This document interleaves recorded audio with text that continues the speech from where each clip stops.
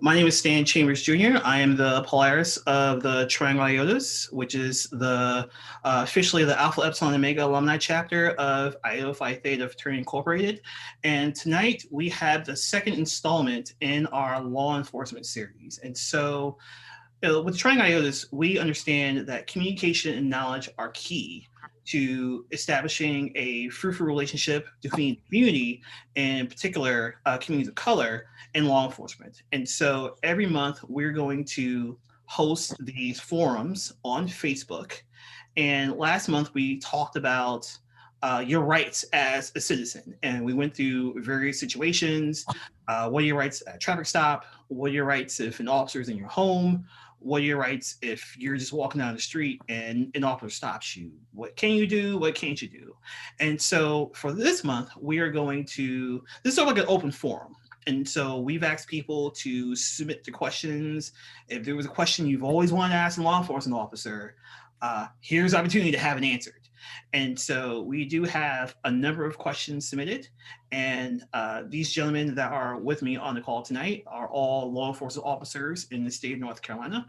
And I want to greatly thank them for taking time out to talk to us and to answer your questions. And without further ado, if you gentlemen can introduce yourselves, and we can just get right into the questions. Hey, get in Facebook. Hey, my name is Daniel Tyler. I'm a law enforcement officer in the state of North Carolina. I got here my line brother, Brother Delvon, who's also a police officer, and our brother in blue, Mr. Matt.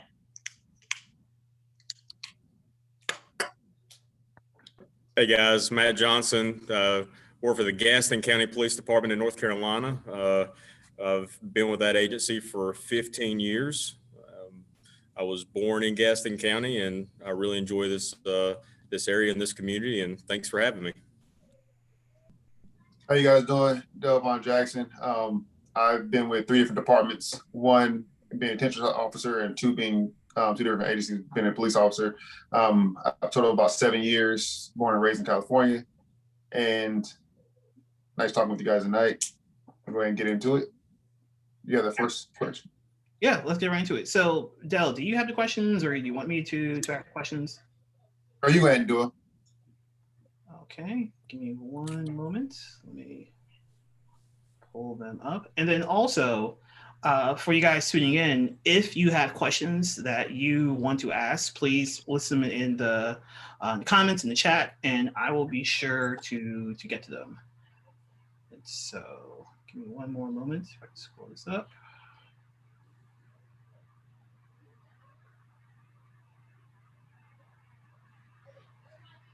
So,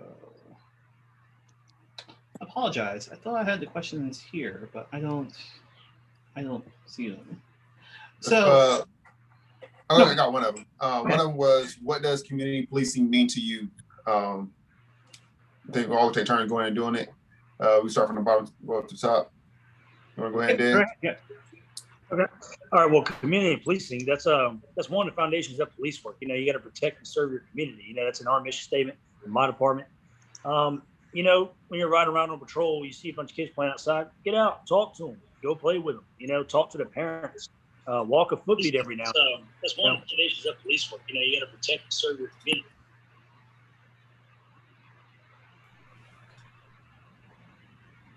Okay. And so, you go from there, you talk to the parents, you talk to the people, you get to know the community around you. And, talking to the business owners, going to the mom and pop shops that you have, or going to the gas stations, talking to different people, figure out what's going on in your community. Because, you took a note to swear to protect them. So that's what it means to me. And just to build on Daniel's response, community policing is essentially having the police department partner with community stakeholders to address the needs in that specific community. Each community is going to have its own issues, and the only way that the agencies can really move forward with build trust with the community is to be involved in the community. And just like what Daniel said, as far as getting out in the neighborhoods, that's the reason why our agency utilizes districts. We have officers that are assigned to districts, so they know the people that they are serving and protecting. It's not a random officer and a rotation of different officers. They're invested in their areas. So just to piggyback off what my other brothers already said, community policing is basically just getting out to know the public, know your community. It shouldn't be an officer or it shouldn't be anybody that are scared of police officers in their community because they already know who works in the area, who patrols the area, and who they can come and talk to if they need help.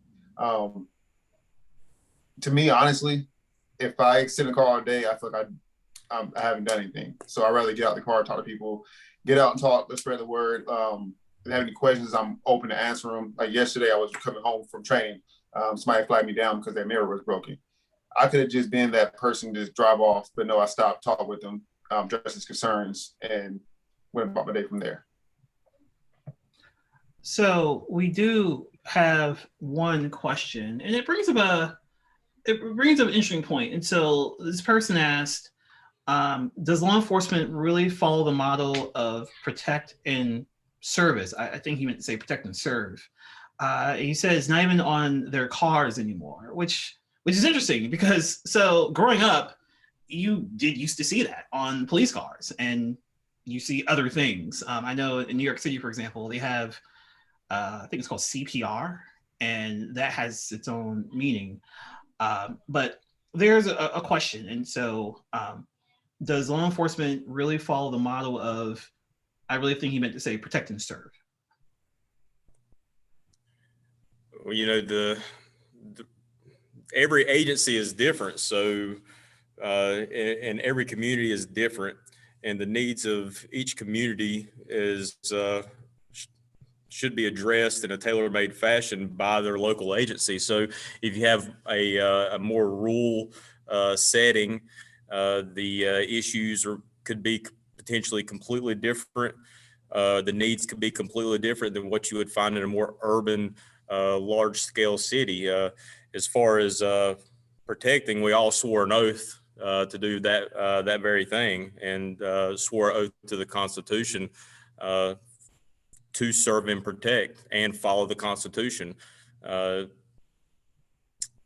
When it comes to the service part, you know, it's not all about enforcing the law either. It's about hearing the needs of the community and constantly shifting your focus at the agency level to address those needs, because obviously needs and community issues change over time and you can't stay stagnant in law enforcement.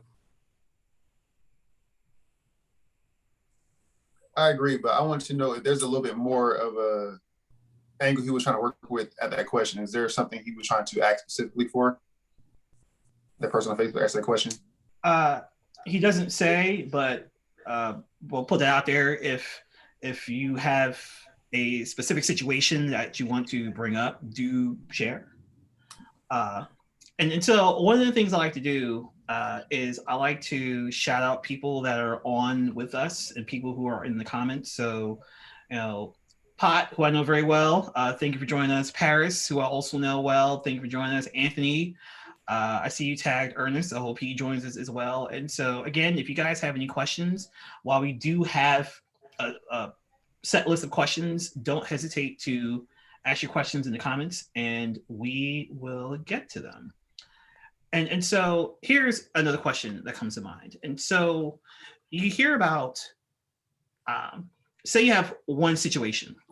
Let's say it's a traffic stop. It's a traffic stop and there's an ounce of weed in the vehicle. You know, you'll hear the same, and like the dynamics are similar. You'll hear where like one officer might charge them, and you hear like one officer might let that person go. And so I think some people like to know is why how an officer responds to how does it vary? You know, whether it's department to department or even officer to officer within the same department. Well, I think you're going to want an officer to have some discretion and leeway because not every situation and circumstance is the same. Um, Obviously, the ounce of marijuana is going to be is currently illegal in North Carolina, but if you take that same ounce of weed and go to another community that has recently legalized it, you're going to have a completely different response.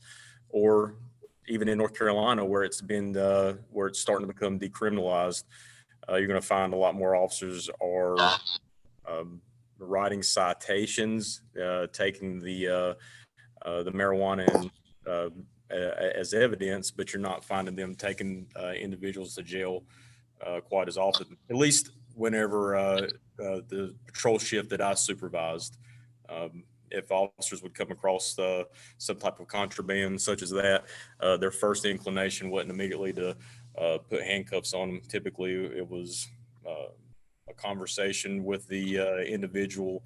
Obviously, the marijuana would have to be seized because it is illegal, and because it would be a requirement for our agency to generate a report, but that doesn't necessarily mean that the officer was going to take the individual to jail. Most of the time, it would be just a citation. And then at that point, as court, whether they dismissed it or offered a prayer for judgment, most officers wouldn't protest.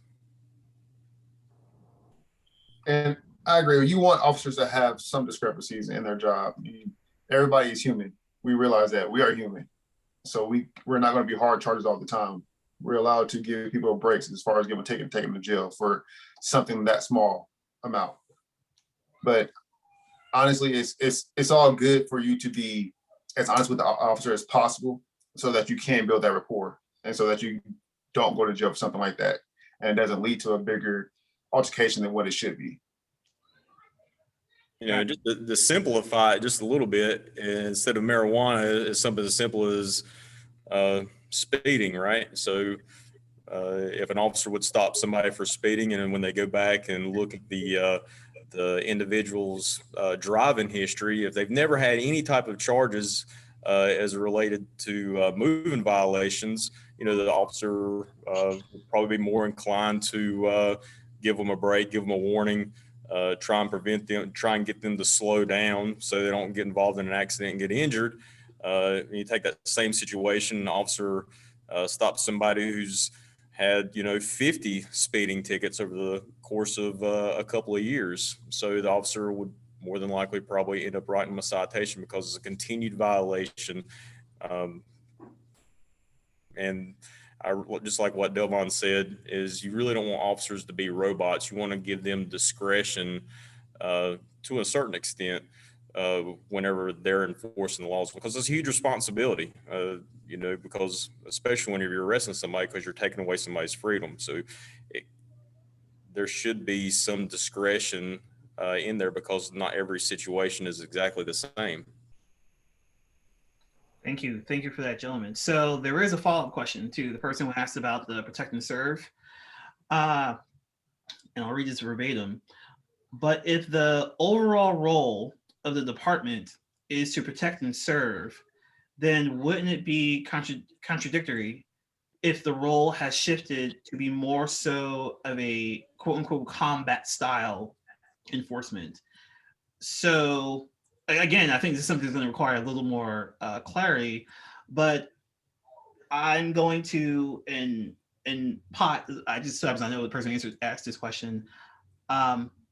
Please pardon me if I'm clarifying your question wrong, but I think when we look at sort of the events of last year, you had some communities where, in response to Black Lives Matter protests, officers were just in their regular uniforms. They, their images of officers, talking to the community, hugging the community, praying with community members. And then you had other places where you had officers in riot gear and they were a little more aggressive to protesters. And so I guess what he's asking is, if the idea is to protect and serve, like let's take that situation where there's a protest if the idea is to protect and serve, then why respond in full out riot gear?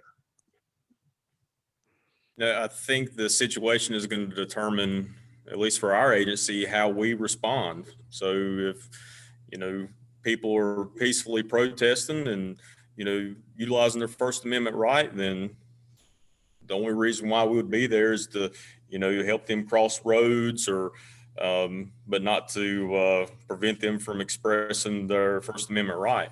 However, unfortunately, at times people in a much smaller minority would infiltrate some of these groups and turn a positive event into a negative event. And then obviously, depending on the situation, officers would have to respond if there were escalations in damage to property or potential to harm like innocent third parties. We didn't have a lot of the issues that you were in our area. I'm not sure about Daniel, but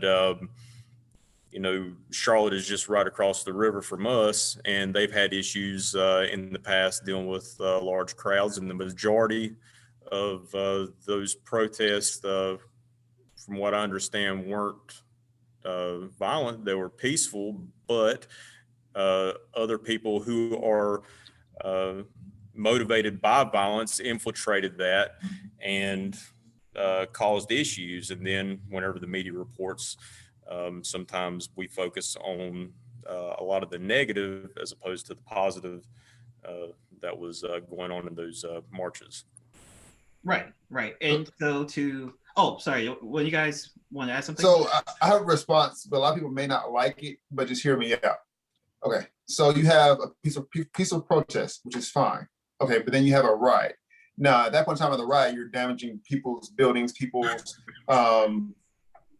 businesses. Now, what if that was your business? You want us to protect that business as well. So we can't just pick one party to protect. We have to basically be neutral. So we're protecting people's property at all costs, not being violent by protecting them. I do understand that part. So I kind of get the frustration for that part. But we can't just say, okay, people are rioting, let's not do nothing at all. We have to protect people's businesses and property as well. So to turn it up a notch, so we look at what happened on January 6th in DC at the Capitol. And so there were a lot of people who pointed out that, well, when there was a Black Lives Matter protest a few months ago, you had riot gear, you had National Guard, you had basically everything out ready for these protesters, and nothing happened. But then with January 6th, these protesters were able to get into the Capitol, and it was highlighted that, okay, you had this heavy police response for a protest of Black people where nothing happened, but then you have a protest of white people and something happened. And so taking away, for the sake of this argument, let's take away race. And I get that there's a certain escalation that happens when it comes to the type of response to things. But when it comes to those sort of situations, I guess what goes into deciding whether to have officers in full riot gear on the onset, ready to go, versus just having officers in regular patrol uniforms and kind of seeing if things happen, if you will. Well, I think that's kind of like, okay, go ahead. Well, I think, with that, those departments, they have different types of policies. They were told about their use of force continuum and their force options by their supervisors, and so that's as Matt said, we have certain policies that we have to abide by. So I understand your question of why they let that happen, but the ultimate goal is to protect life and property, and with that, they were overwhelmed by the amount of protesters. They didn't want to get in near people hurt, although some of their officers were seriously injured. And they wanted to minimize risk. That's why, they had to let people get what they had to do. I mean, because in that situation, you try to stop those people, more people are going to get hurt, more lives are going to get lost. And so that's why some of that stuff happened. I mean, I know it sounds bad, and it was bad for them, but at the end of the day, the ultimate goal for a police officer is to get home safely to their families. And their supervisors felt that it was that way for them to be safe to let that happen, sadly. But I mean, that's the end all be all. I mean, that's the ultimate goal for them to go home safely. I really think I'm going to try to branch out and get more officers in other states to come on as well, because it's a big difference from state to state, from county to county, and from city to city, as far as policies, procedures, and what all they do. And as far as basically what we're saying as well, the use of force continuum, like everything is different. It's not all universal from state to state, city to city, county to county, if that makes sense. It does. And so just a little bit of context on my end. So I used to be a police reporter. So I used to cover police departments, homicides, investigations, all the stuff. And so using DC, for example, just to educate the audience, there are, I think, a few dozen law enforcement agencies in Washington, DC. You have Metro Police, and every government agency has its own law enforcement agency. The Supreme Court has a police department. The Capitol has a police department. You have the Secret Service. You have FBI. So there are dozens of law enforcement agencies that are spread across the DC area. And when these guys say different agencies have different policies, that's 100% true, because I've written about that. So we do have some more questions. And Anthony asked, is it common for police departments to host events in the areas they serve to help bring the community together? I know Clayton County, he lives in Georgia. So I know his county in Georgia, they do it in his area, but he's not sure if it's common in other areas. Yeah, it's really common. For us, we during around Christmas time and Thanksgiving, my department, we took a bunch of cans to the canned food. We went to the homeless shelter, gave people food, let people know that we care. We did birthday parties for kids. This last week, when I was on day work, we did a birthday party, a ride through for some of the kids. They wanted to be police officers. We rode through there, got out with them, talked with them, and put our sirens on for the kids, let the kids play in our cars. So yeah, it is common for different agencies to reach out and talk to people in the community and do community events such as that sort. A lot of agencies, they do a national night out. We usually do it during this time, sadly, because of COVID. We didn't do it this year, but National Night Out is a good time to get to talk to the chiefs, the sheriffs, the higher ups in the department. So yeah, it is very common for police departments and sheriff's offices and law enforcement agencies to reach out to the community and do community events. I don't see why a department would not. If your department is not in what you're asking for, I would task you to go to that department and ask them why not, or give them suggestions, because I'm pretty sure all departments are open for suggestions to branch out to the community. Yeah, and it also, I think it's more common than not, but you also have to take into consideration that staffing is also an issue too. Mm-hmm. So where it'll be, most agencies would send people to local community events. However, if there's not enough staff to answer priority calls and calls that are coming in, that could pull away from that. But yeah, I think it's more common than not, or at the very least, it's more common for our area, maybe not other areas, because roughly 50-some thousand law enforcement agencies across the country and 50-some thousand different ways to handle business in their community. So there's a lot of different ways, a lot of different thoughts on how community policing or just policing their community should be, whether it's a problem-oriented policing style or a community-oriented policing style or a ComStat. There's lots of different ways that agencies go about this. But no matter what, officers and should be engaging the community and should definitely be reaching out. I mean, because we're all part of the same community. I can And tell when you. you say staffing, you gotta kind of think about it this way. The previous department I worked with, it was a bigger department, so that department also had different roles. Like they actually had community police. I'm sorry, and all they did was go out to the schools, go out to community. But in the department I'm now, we're not as big, but we still have our. If you think about it in general, patrol officers are community officers and do community policing. But some agencies are bigger and have more staff and power to actually have just a community squad. All they do is work with the community. So you got to think about it that way as well. But now, in the time we're in now, all officers, all departments are a little bit shorthanded. So I can also tell you. Okay. No, I got to give you an example when it comes to like staffing. Over the summer, whenever our school resource officers are and school is out and they're helping on the roads, like one of the things that I believe they did last year was help with Meals on Wheels, to get out to some of the elderly people and help them. Our Explore program reaches out and helps do safety, child safety seats and child care stuff. Our Explore program helps local youth understand what it means to be a police officer. It's very similar to almost like a mini academy for the youth. And so I can tell you, in addition, when I covered law enforcement, there were a number of officers that had their own separate nonprofits.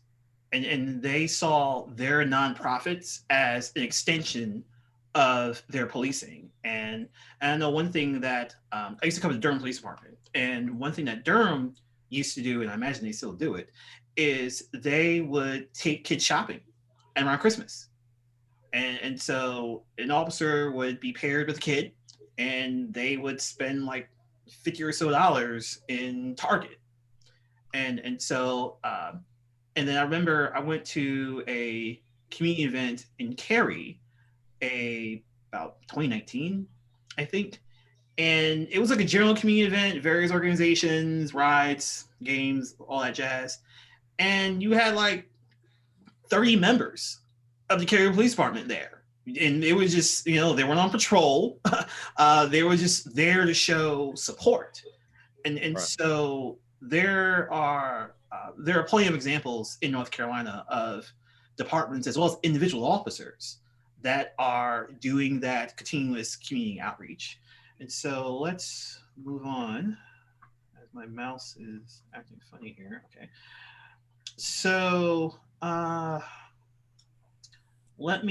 so this is the person who asked about the protect and serve. And so he's clarifying his question a little bit more.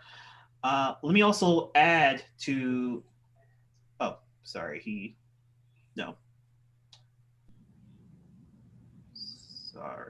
he did have a question, but I guess that's a little later on. So we have another question. So does dispatch play a factor in the level of caution an officer has when answering a call? Absolutely. I mean, they're the first individuals that are gathering intelligence on what is actually happening and determining on, what agency should be sent, whether it should be police, should it be fire, should it be EMS, should it be multiple officers, should it be a combination of the agencies. Is it something the officer can handle over the phone? Is it something that they have to show up in person to do? So they absolutely determine the initial response. And then after that, like if I was when I was a supervisor on the road, if I would hear a call come out that I would think would warrant more officers, then I would send more officers to that call. However, if I thought the call didn't warrant additional officers, then I would clear other officers off the call. And so as a cops reporter, I had 2 police scanners, and there were times where I would hear the calls as they're being dispatched. And so, for example, you hear a shots fired call, I think that automatically gets at least for me anyway, it got the antennas up a little bit. If there was a shooting or a stabbing and the suspect was still on scene, that's something where it's like, okay, something might be up. Um, domestics, domestics, it can be peaceful. I mean, we've all heard stories where, officers have been killed going to domestics. And so there are some situations where you just never know. And like I've seen personally situations where, everything's cool, everything's calm, and then the suspect runs or there's an altercation. And so and again, like I've heard those calls. So I've heard for myself. So definitely agree there. Rolling down more of the questions. So this person, Paris, hey Paris. So she asked 2 questions here, and I'll pose them one at a time. The first one is, how can community stakeholders play a role in reducing the footprint of police officers in the community? That's a good question. Well, I think that, as a community advisor, like the boards of city councils and the mayors and stuff, what she means by that, I think they should definitely try to maintain a positive image of police officers, especially that community that they're presiding over. Definitely give a positive image to the police, like let the public know, hey, the police are here to help you. They're not here to harm you. When they do community events, introduce us, have the chief of police there, which we do. Like in my community, our chief of police, he's at his meetings, he's there, he's talking to the community. Definitely try to have them paint a positive image about law enforcement to their citizens. Definitely. This is my input about it. Definitely maintain. Stakeholders, if you're talking about like individual communities, can develop community watch meetings and help work out some of the issues that would arise in their neighborhood. And if something would arise to the level of criminality, then obviously law enforcement could be called. Or if it's something that they're having issue with, then they could get advice on how to solve things in a like more of a civil and non-criminal manner. As far as to reduce the footprint, like youth, for example, giving them things to do outside of school, different types of outside of sports, obviously, but after school programs would come to mind.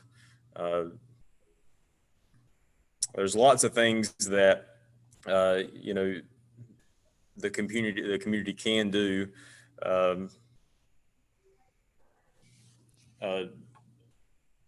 Yeah. I can only talk about, they've already addressed the beginning part, but as far as reducing, I would say it all starts with the kids. You start painting a bad image of police officers in front of kids, they grow up to have that same image, and it gets worse. Now you paint that good image, then all it does is basically gives us that even ground to when they do have interaction with us, it's not bad or it doesn't go south for the wrong reasons. I think part of it as well is for the community to take ownership of the community. And so if everybody's looking out for each other, if people are aware of what everybody's doing, if it's a safe environment for everyone, then there is less of a need to call an officer. And so there are many answers to a community taking ownership of its community, but that's essentially what it comes down to. And then also knowing when to call an officer. Now, I remember in our last chat last month, Dell, you were talking about how you had a parent whose kid didn't want to go to school. And so the parent called the police, and with the idea of the officer trying to scare the kid into going to school. Now, is that the best use of an officer's time?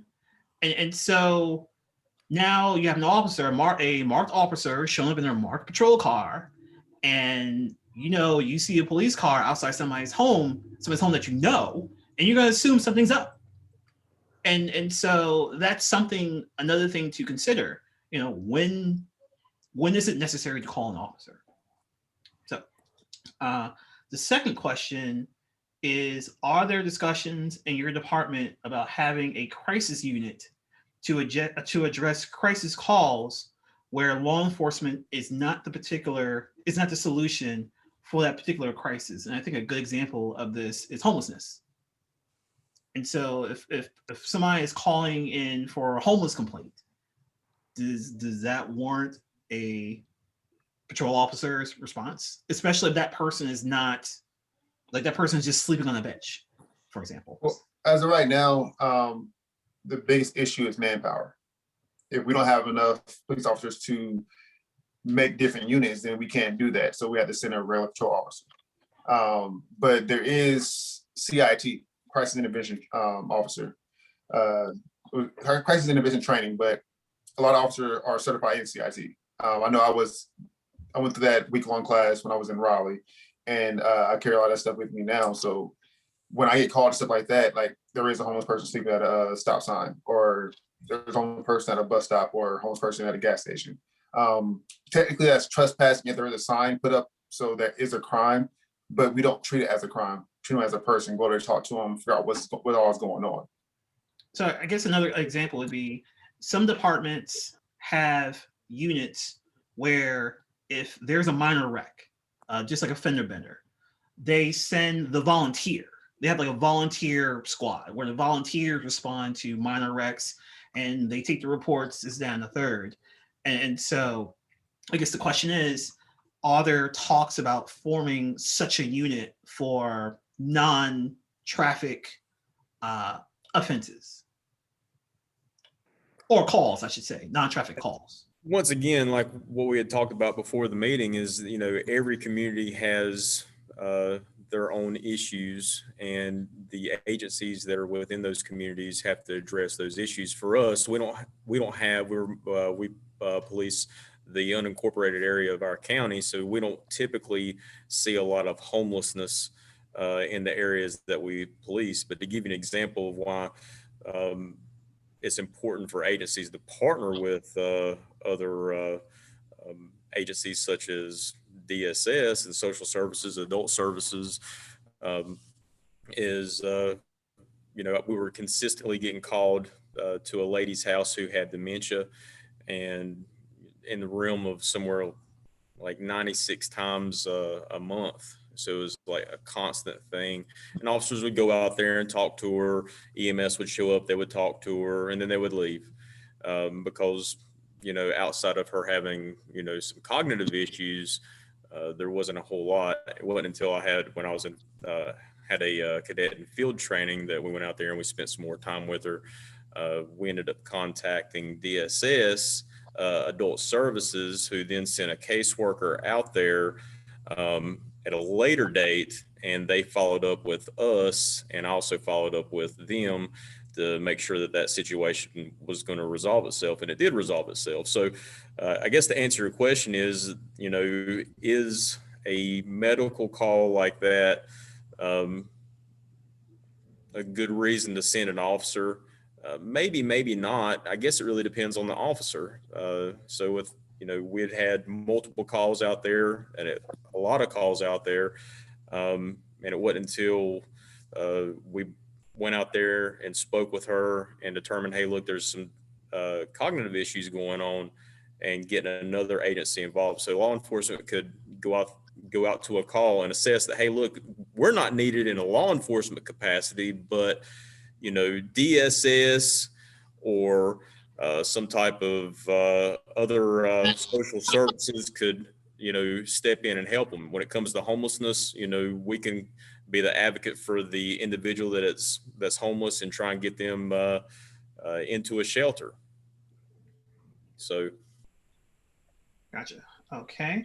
So I did find the other part of that question that the person asked earlier. Regarding to sort of departments needing combat style equipment. Example, why would any department need to have a tank? Not an armored and artillery equipped Hummer, but an actual tank.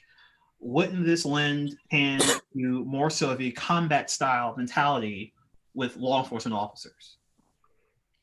So most of the time, if you're gonna see, you're not really gonna see decommissioned Bradley fighting vehicles. I don't think much anymore. More often than not, if you're talking about military surplus equipment, such as like the MRAP, typically agencies that can't afford armored personnel carriers reach out to the federal government, who then allow them to utilize this equipment. Our agency is fortunate enough that we're able to purchase our own. And I can tell you from being on our emergency response team for 11 years now, has definitely changed how the tactics we were able to use to resolve many situations. Many of those situations involved individuals actively shooting at us.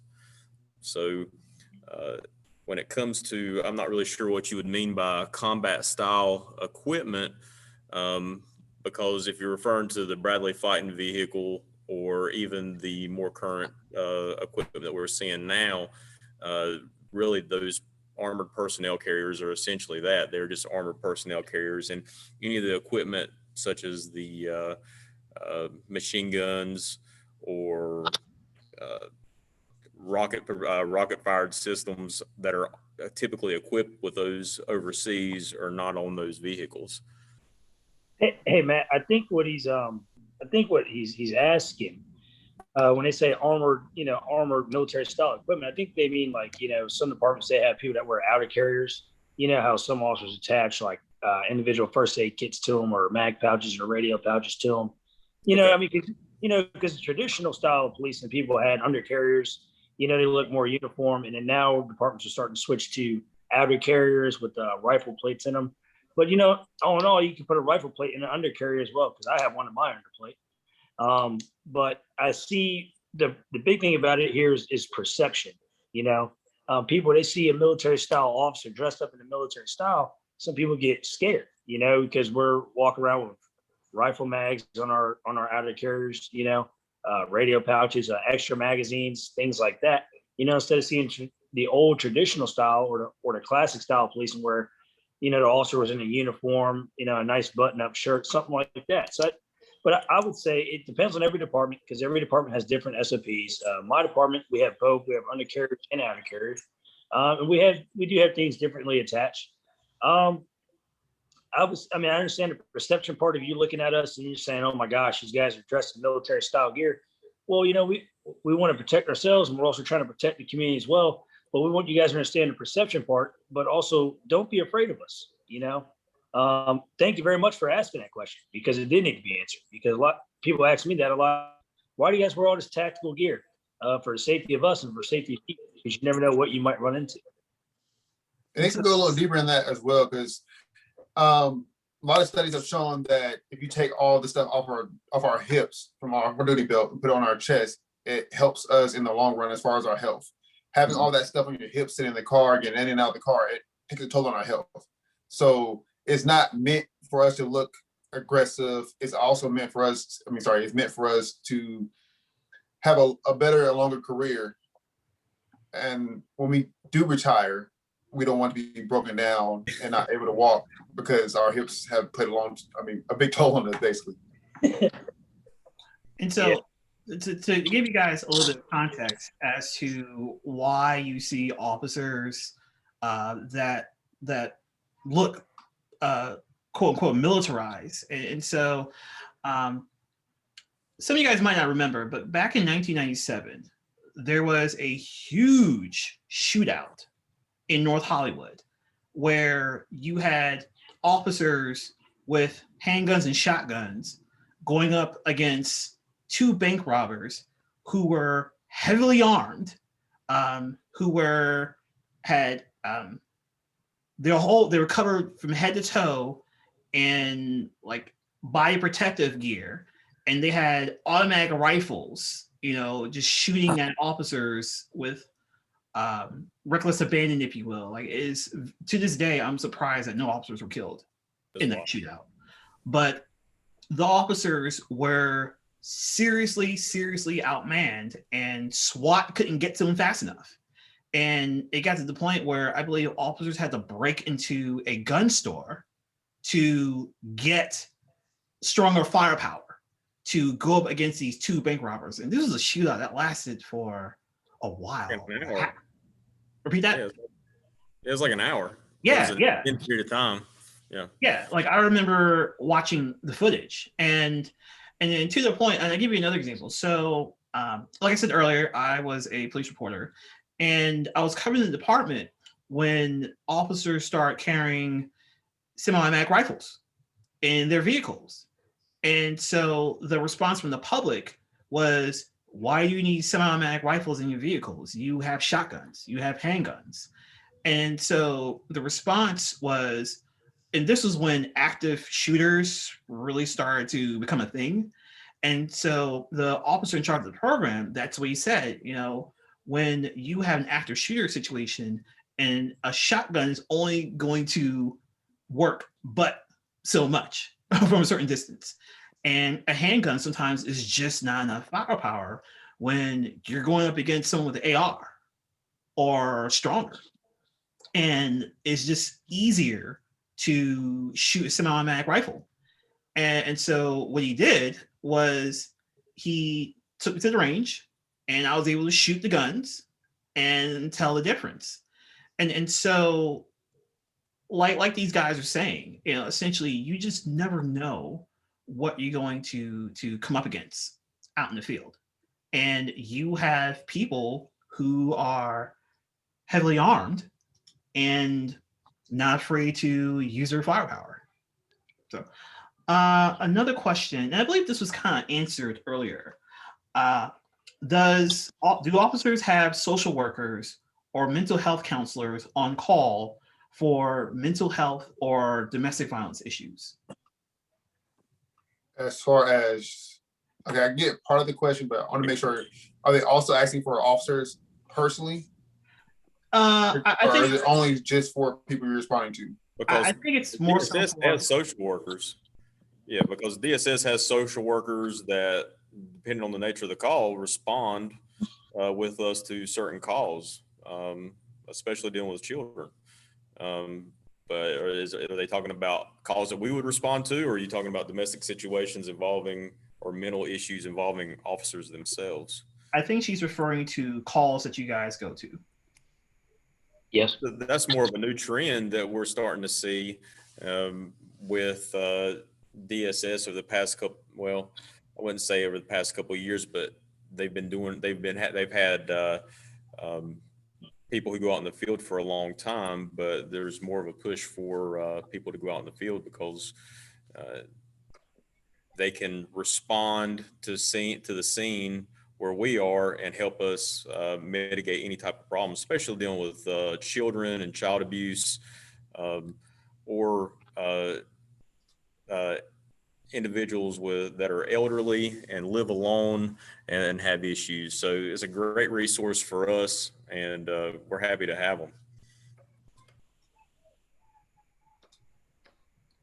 All right. Thank you for that. And again, just to for those tuning in, first, thank you guys for tuning in this evening. And if you have any questions, don't hesitate to ask them in the comments. And so this is not a question, but I think it's more so a statement. When engaging with, and the person who asked the social worker question is a social worker. So there you go. When engaging with Black and Brown communities, optics is very important when trying to garner trust within those communities. I think it can be counterproductive to come geared up in a certain manner if situations do not warrant. And so while she doesn't ask a question, I guess this does bring up a question. So if you can give an example of when there is a potential situation, because again, you don't necessarily know like what's really up until you're there. But what are some situations that may cause an officer to initially respond maybe a little more geared up than they typically would? You have somebody that's having a mental breakdown who has a gun in their hand and people in the house and they said they're going to kill themselves and everybody else. That is one big way, or sorry, that's one issue, or you can say where we come out very heavily until we set a situation. But the person starts going, okay. Yeah, anytime that a call would come out where it's an in progress call where weapons are involved, that's obviously going to heighten the officer's response and how they approach the situation. If you throw in the a compounding factor of innocent third parties being also inside of a house or in an area, compounded with somebody who may have, a firearm or an edged weapon, what are they doing? All these things, like we had talked about before, get hashed out by dispatch, and they help us make a decision in real time how to respond to these calls. Like we had a situation where like I've been to a call where it's been somebody having a mental breakdown and I dispatched, is there any weapons in the house? They'll get in contact with the person to find out that, oh, there is a weapon in the house, but it's locked up. Then we can go in there without being heavily armed, nothing like that. We can just come as a person, talk to him. But then you have other situations where he's in the room, sit up with the gun in his hand. Okay, at that point in time, you can come tactical, but you also have to come where you can also try to talk to him at the same time because there's nobody in immediate danger besides themselves. Mm-hmm. We had a situation where we were dispatched to a mental subject, and we dealt with this individual multiple times. You have those same people that you go to, and we deal with in the community. And we dealt with this gentleman, and that day was different. We got a call that he advised on the phone that he killed his significant other, and so he advised that he was going to hurt law enforcement once we arrived. So we set up our precautionaries, and we responded in a tactical response, but safe response for the community, but also a tactical response for the safety of our officers. Once we got there, we took the subject into custody and found out that he did not hurt anybody, but we still had to prepare in a different suit. And then we got him the mental help that he also needed as well. Once we called DSS after we confirmed that no one was in real danger. So, like they say, every situation is different. Every situation warrants different things. As Matt and Devon said. That brings up another question. This is probably more for Officer Johnson, being his experience on ERT. So, and I'm sure it's a question that most people are curious about. When do you call, or when is it time, or when do whoever makes the call, like I guess the supervisor, when is it time to call in? Most people will know as SWAT. So what are certain situations where you would see those heavily armed officers show up to respond to a call? So you're going to have calls where your typical patrol squad is going to be outside the realm that they would be able to successfully mitigate the situation safely. An example of that would be a hostage type of situation, or a situation where a subject had barricaded themselves inside the house, and for whatever reason, law enforcement maybe had warrants on them, or so forth and so on. Or if I wouldn't say an active shooter, because typically the response for SWAT is can be protracted. I think any type of serious violence that can't be mitigated or can't be dealt with by your patrol squad.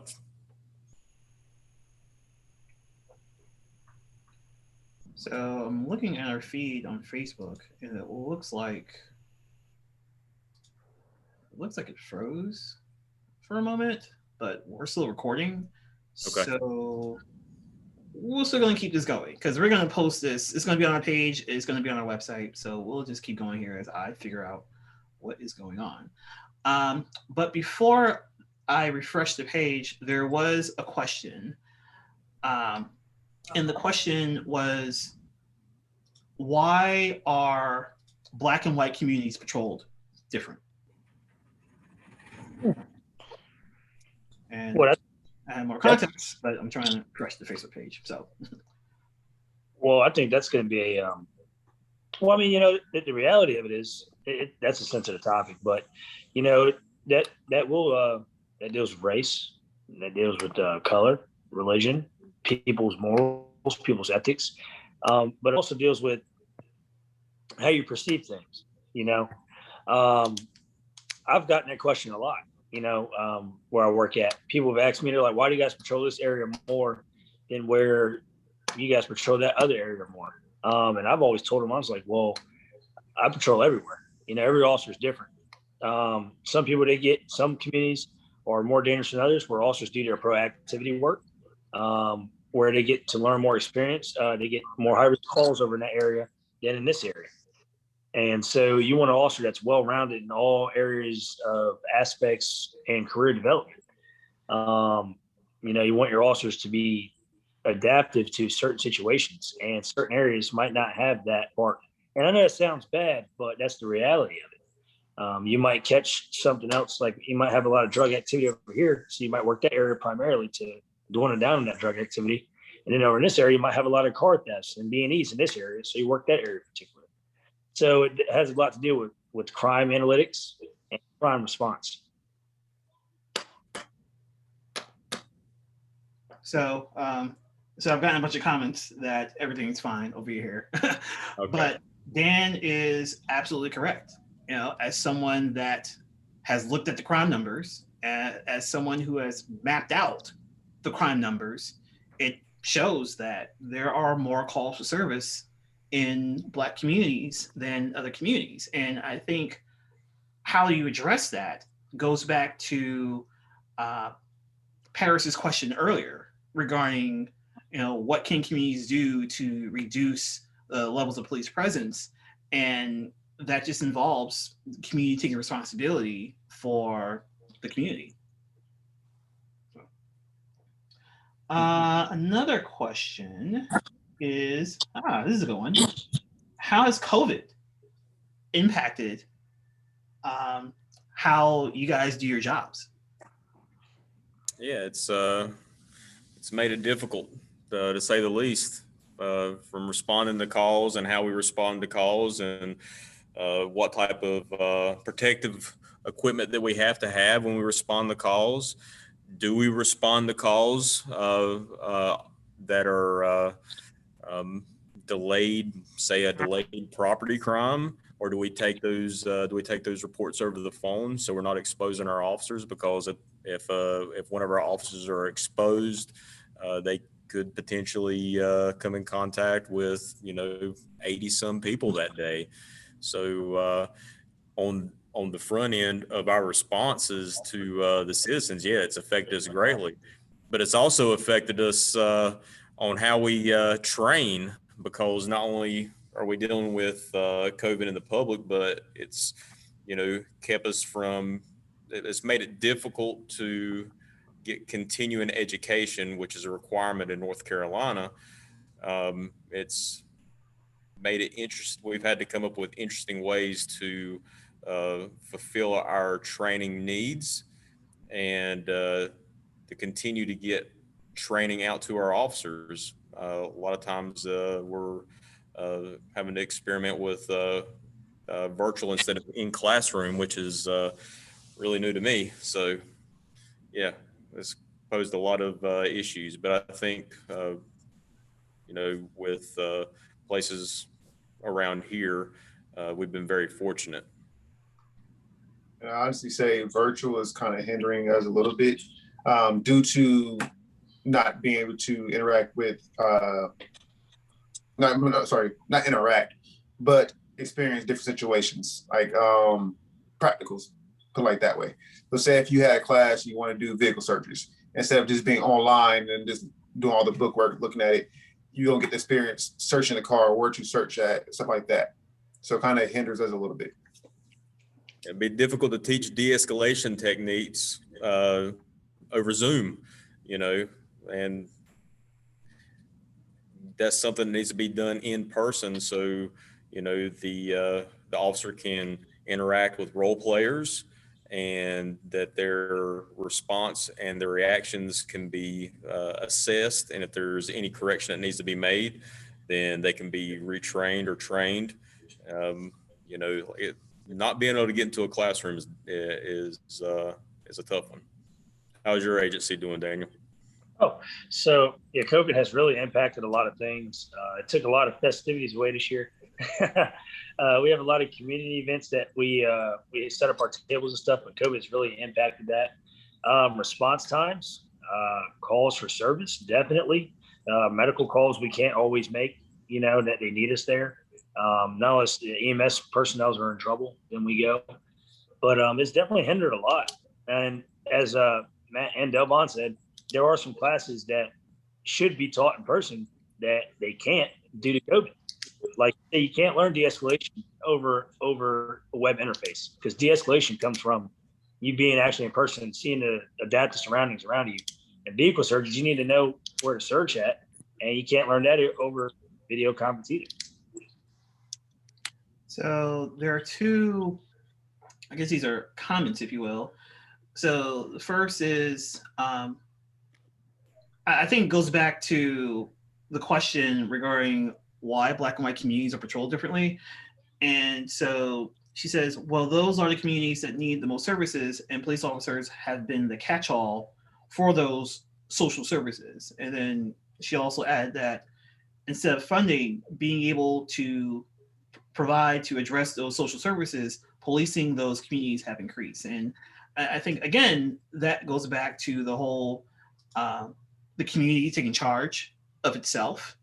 And I think this is where the saying, the squeaky wheel gets the oil. I think that applies to that sort of situation. And I've seen it. I've covered Black communities where there are roads that are unpaved. And so I asked, well, why are those roads unpaved? Like, who comes across a paved road in the middle of a city? Unpaved road in the middle of the city. And that's because the community, for whatever reason, just didn't see it as a priority. And I think that transcends to social services and other things. So I don't see any more questions. And I don't know if you guys want to say anything in closing before we close out here.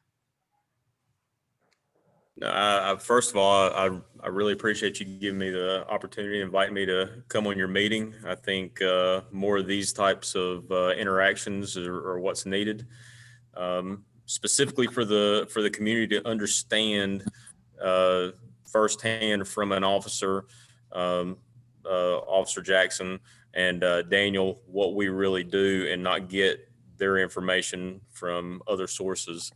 I think by having these types of meetings, it'll start facilitating an understanding, and from that, any type of problems can be addressed.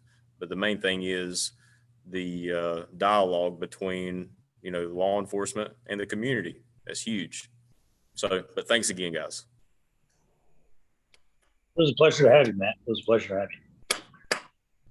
Appreciate you coming on, sharing your knowledge with us. And if you guys have any other questions, if you guys forget, just send them to us and we can address them to you guys next month. So on behalf of these three officers right here, on behalf of the Troy Iotas, thank you, everyone, for tuning in, for asking questions. This is why we started these series, because unfortunately, there are times where the community and law enforcement, they don't interact until something bad happens. And so what we want to do is to, it's a bit of a lofty goal, but I think there is a lot of humanity that's missing these days. And we look at certain entities as things instead of just people. Like these officers said, they want to go home too, just like you want to go home as well. And so I think forums like this help to reestablish the humanity in each other. And wait a minute, there's one more question. Of course, there's one more question. It's always one more question. But so let me ask this real quick. So this is actually a good question. What are, and I think I already know the answer. What are the rules of engagement when dealing with someone with a weapon? What should they do as to not escalate the situation? I guess they being the person with the weapon, I guess. I would say that every situation is different when you come in contact with somebody. But with someone with the weapon, it depends on what kind of weapon they have. Do they have a gun? Do they have a bat? Do they have a knife, big knife, machete, pair of scissors? Anything that can harm somebody else, themselves, or another officer.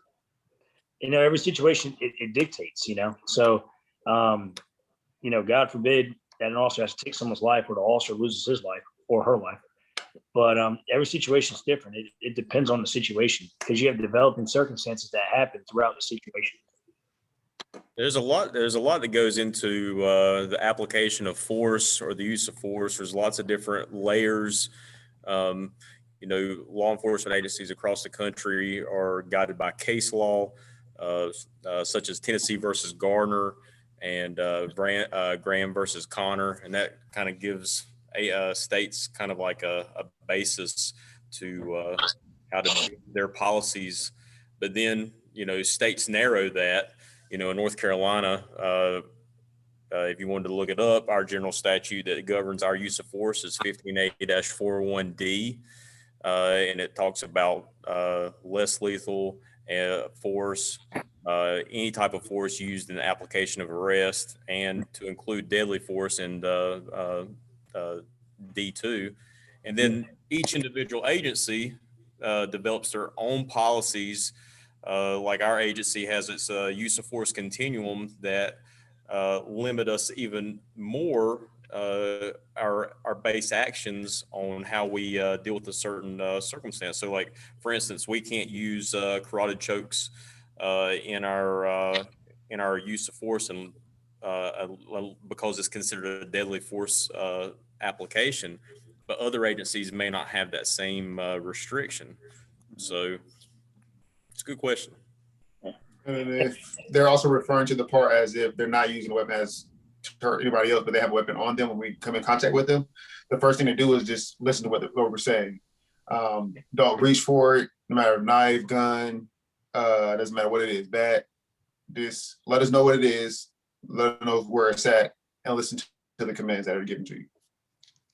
So the one thing to note, and Officer Johnson hit on it, is that each department has varying rules for the use of force continuum.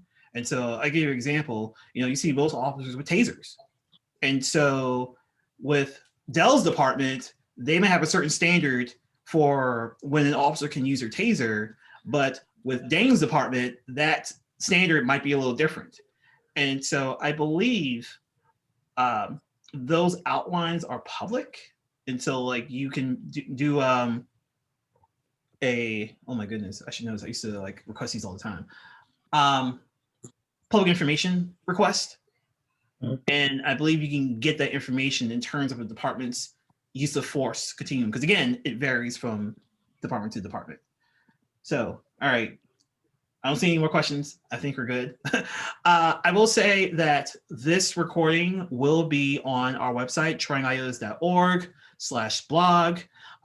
And once it's on the blog, there will also be a link to our previous discussion, which took place in January.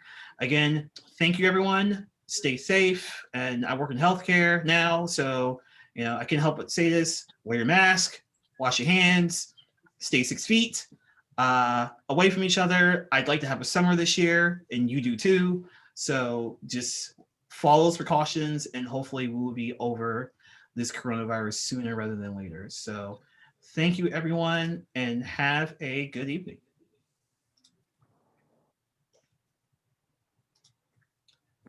And we are off.